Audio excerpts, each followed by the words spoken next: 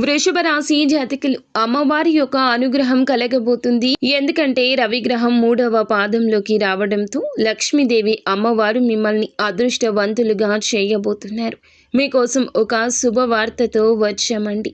ఈనాళ్ళు ఒక్క ఛాన్స్ కోసం మీ జీవితాన్ని మార్చుకోవడం కోసం కష్టపడదామని ఎంతో ఎదురు చూస్తున్న మీకు దురదృష్టమే తప్ప అదృష్టం ఛాయలోకి రాలేదు.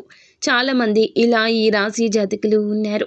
అయితే రవిగ్రహం 3వ పాదంలోకి రాబోతోంది. ఇలా రావడం అనేది సామాన్యం కాదండి, చాలా పెద్ద అదృష్టం. ముఖ్యంగా ఇది లక్ష్మీదేవి రాకకు సంకేతం. విపరీత ధనంతో పాటుగా ఊహించని అష్ట ఐశ్వర్యాలతో పాటుగా మనశ్శాంతి మీకు కలగబోతుంది. మీకు ఇంకా ఇతరత్ర ఎటువంటి సమస్యలు, సంతాన సమస్యలు, భార్యాభర్తల సమస్యలు, స్త్రీ పురుష వశీకరణం కూడా చేయగలరు మా గురువు గారు.